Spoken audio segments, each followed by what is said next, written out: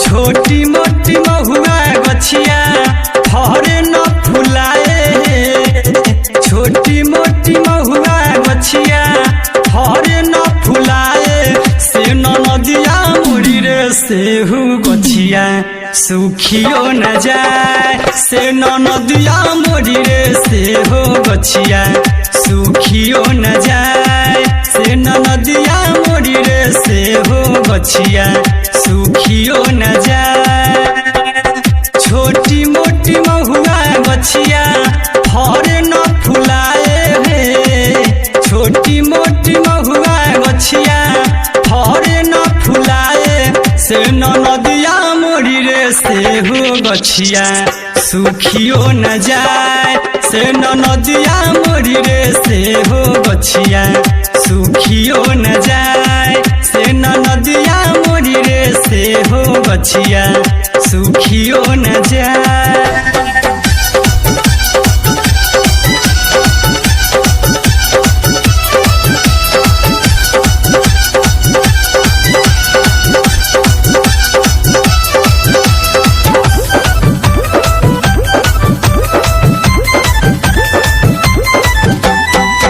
हाजीपुर बाजारिया से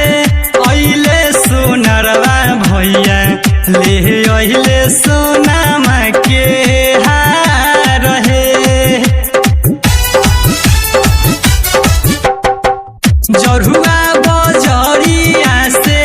लालियो ठलाली लैले, गिद्धपुर से लहंगा छिताना रहे, से नदिया मोड़ी रे सेहू लहंगा पेनहु नया, से नदिया मोड़ी रे सेहू लहंगा पेनहु नया, से नदिया मोड़ी रे सेहू गछिया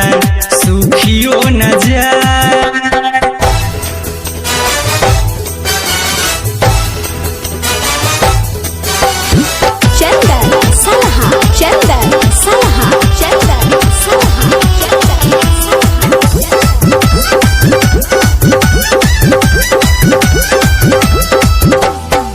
पटोरी बाजारिया से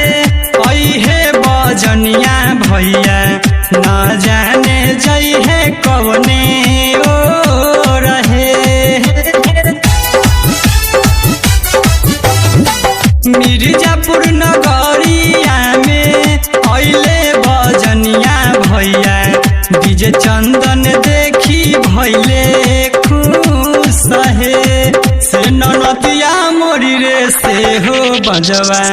बजबहु नया, से नदिया मोड़ी रे सेहो बजवा बजबहु नया, से नदिया मोड़ी रे सेहो गछिया सुखियो न जाए।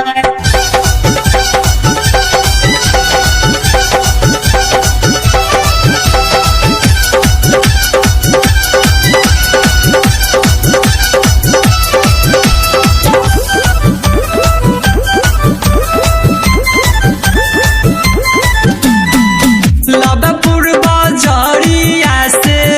अइले चूड़ीहार भैया, ले ले अइले चूड़ी चमकदार हे, मिर्जापुर से आइल बारे देवरा राजकुमार, पढ़े लागले से जिया पजंग हे, से नदिया मोड़ी रे सेहू देवरा बाहर खूब खेलार, से नदिया मोड़ी रे राजकुमार